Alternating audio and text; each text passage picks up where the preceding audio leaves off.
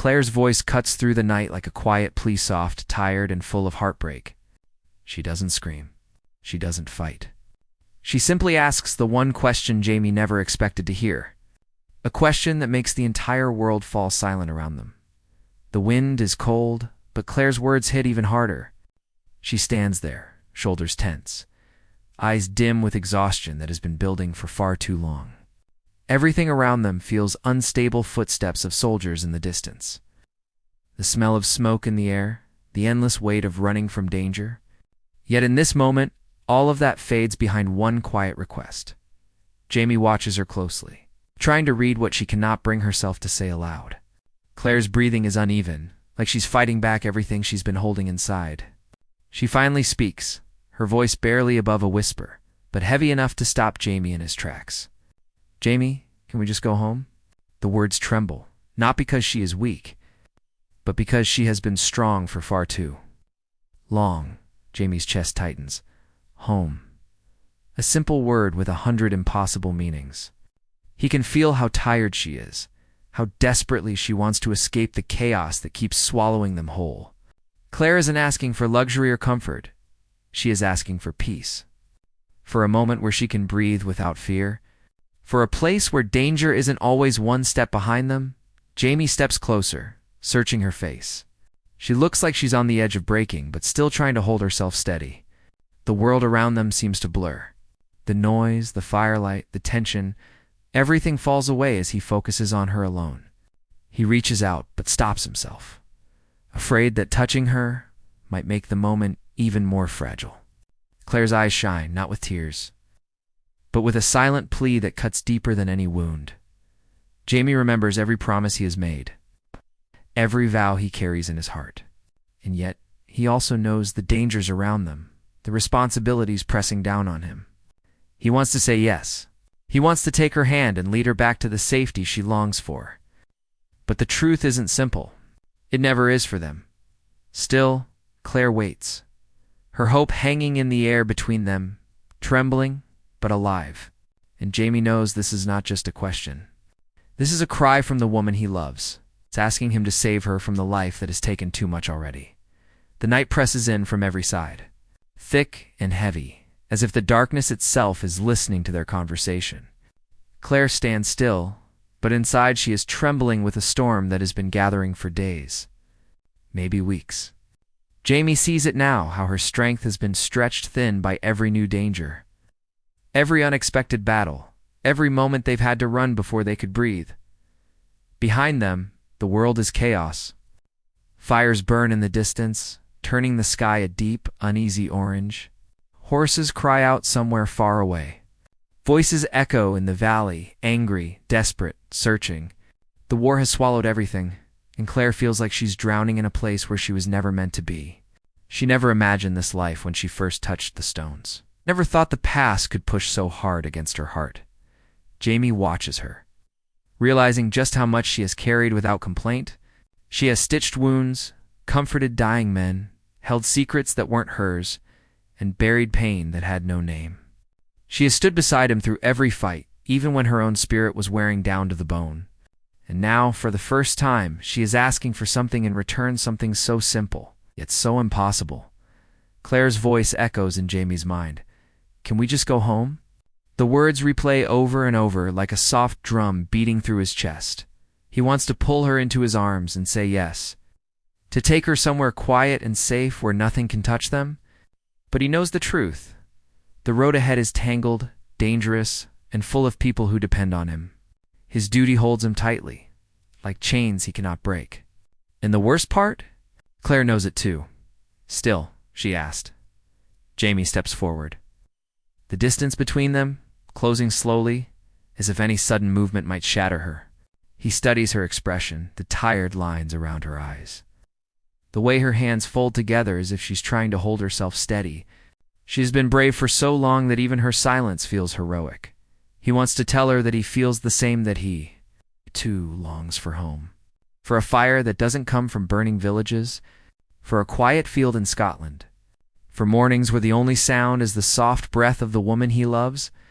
But right now, even those dreams feel far away, buried under the weight of the world. Yet Claire stands there waiting, not with anger, not with demands, but with hope. And that hope is the one thing Jamie cannot bear to break. Claire doesn't collapse. She doesn't raise her voice or let a single tear fall, but something inside her shifts quietly, painfully, like a small crack running through glass. She has always been the one who stands tall, even when the world pushes her down, but tonight, the weight finally shows in the way her shoulders sink and her gaze drifts toward the ground. She presses her palms together, trying to steady her breathing. The edges of her voice are soft, worn thin by fear and exhaustion. Too many nights without rest, too many faces lost, too many moments where she had to be stronger than any person should ever be. All of it gathers behind her eyes, turning them darker, deeper, more fragile than Jamie has seen in a long time. For Claire, this isn't just about leaving the battlefield behind. It's about reclaiming a part of herself that she feels slipping away.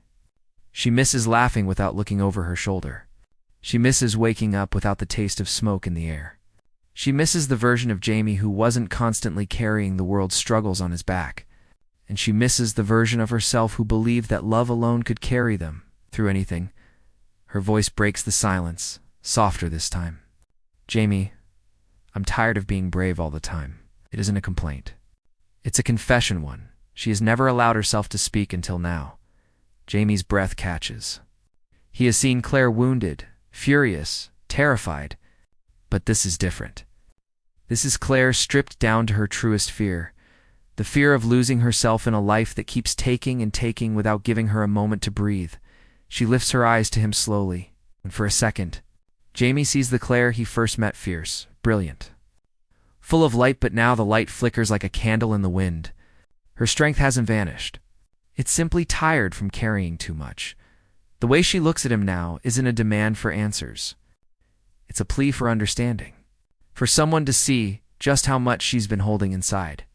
Her voice shakes again, barely audible. I just want less back. I want peace. I want home. The word home lingers between them, tender and painful at the same time. Claire doesn't ask for safety out of fear. She asks for it out of love because she knows that if they keep fighting like this, something inside them might break for good. Jamie feels the truth of her words settle into his chest like a stone. He reaches toward her slowly, not to save her, but to let her know she isn't alone in this quiet unraveling. Claire stands there, fragile, yet unbroken, waiting for the man she loves to understand what her heart is truly asking for. Jamie stands in front of her, caught between the life he must lead and the life he wishes he could give her. For a moment, even he forgets the noise of the world around them.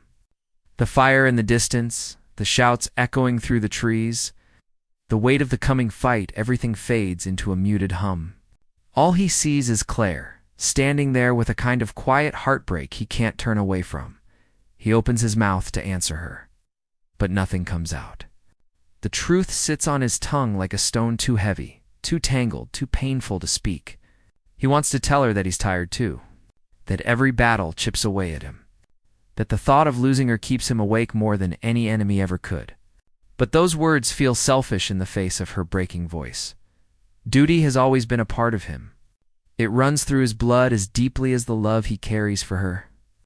His clan, his land, his people, he has sworn to protect them all.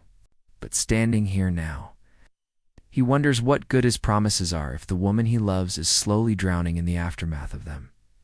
He looks at Claire again, at the way she tries to appear steady even though she is quietly falling apart inside. Her hands tremble just slightly, the way a leaf trembles before it drops from the branch. Jamie feels a sharp ache in his chest, an ache that tells him he has pushed her into a life filled with more pain than peace. He steps closer, close enough to feel her breath tremble in the space between them. His voice is low, rough, almost unsteady. Claire. The Ken, I want that too. What? The words come out jagged, like they've been carved out of him. Because for Jamie, home isn't a place, it's her. And the thought of her begging for an escape he cannot give feels like a blade pressed against his heart. He wishes he could take her hand and say, let's leave all of this behind. Right now. But the truth rises again, heavier than before. People depend on him. Lives hang in the balance. And he can't turn away, not without consequences that could destroy everything. Still, seeing Claire like this makes the choice feel impossible. Jamie clenches his jaw, battling the fear that he might lose her not to war. But to the slow breaking she tries so hard to hide. He hopes she can hear the truth beneath his silence, that every part of him is fighting to keep her safe. Even if that means staying in a world neither of them wants anymore. Tonight, there is no easy answer. Only the ache of two hearts pulled apart by the world around them.